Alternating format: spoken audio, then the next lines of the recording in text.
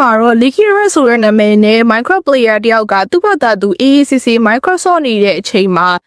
တကူလုံးအနက်ရောင်နဲ့အလောက်မှာလက်တိုက်အရှိကြီးတွေပါထွက်နေတဲ့ထိုရာကြီးကိုတွေ့ရှိခဲ့ပါတယ်။ Eliza ကတော့ story by Eliza က Eliza ပဲဖြစ်ပါတယ်။နေ့စဉ်နဲ့မပြတ် Minecraft entity တွေနဲ့ horror mod တွေအကြောင်းကိုတင်ဆက်ပေးနေပါဖြစ်ပါတယ်။ SCP-425 ဒီကောင်ကြီးက SCP Foundation ကထိန်းသိမ်းထားတဲ့ Keter Class အုပ်စုဝင်အလွန်အန္တရာယ်ကြီးမားတဲ့ SCP တကောင်ပဲဖြစ်ပါတယ်။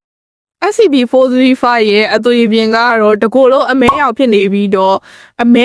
တက်နေတဲ့အနောက်မှာထွက်ရှိလို့နေပါတယ်။သူ့ရဲ့ဖြစ်ပေါ်လာပုံကိုပြောပါဆိုရင်တော့သူဟာ Minecraft ကဘာကြီးမတည်ရှိခင်တည်းကတည်ရှိနေခဲ့တဲ့တက်ရှိတကောင်ဖြစ်ပြီးတော့လူတွေရှိတဲ့ရုပ်ဝတ္ထုလောက reality ကိုဝင်ရောက်ဖို့ကြိုးစားရမှာ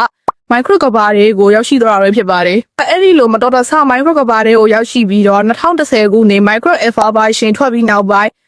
ခုနက Leaky Heart ဆိုတဲ့ player ကသူ့ကိုတွေ့ရှိခဲ့ပြီးတော့ live ပေါ်တင်ခဲ့ရမှာ SCP Foundation ကတွေ့ရှိသွားခဲ့တာဖြစ်ပါတယ်။ SCP-435 ကိုထိန်းသိမ်းဖို့ရတော့ Foundation ဘက်က MDF Edna 84ဆိုတဲ့အထူးတပ်ဖွဲ့ကိုဆေးလွတ်ခဲ့ပြီးတော့ခုနက Leaky Heart ဆိုတဲ့ player ရဲ့ server ကိုချက်ချင်းထိန်းချုပ်ခဲ့ရပါတယ်။ SCP-435 ရဲ့ထူးခြားချက်ကတော့သူဟာအရာဝတ္ထုတွေကိုစားတော့ပြီးကြီးထွားနိုင်ပါတယ်။သူစားလိုက်တဲ့အရာရဲ့ပမာဏပေါ်မူတည်ပြီးတော့ကြီးထွားနိုင်တာပါ။နောက်တစ်ချက်ကလူတွေနဲ့ဆက်ချင်းဆက်သွယ်နိုင်ပြီးတော့စကားပြောတာချင်းချောက်တာတွေကိုပါလုပ်နိုင်ပါတယ်။သူ့ကိုထိန်းသိမ်းရမှာ Foundation ဘက်က Minecraft Creative Mode တို့ Cheat Command တွေကိုသုံးလို့မရပါဘူး။အဲ့လိုသုံးလိုက်ရင် SCP-435 ကအင်အားပိုကြီးလာပြီးတော့ထိန်းချုပ်ရခက်သွားပါတယ်။အဲ့ဒါကြောင့် SCP Foundation ဘက်က agent တွေက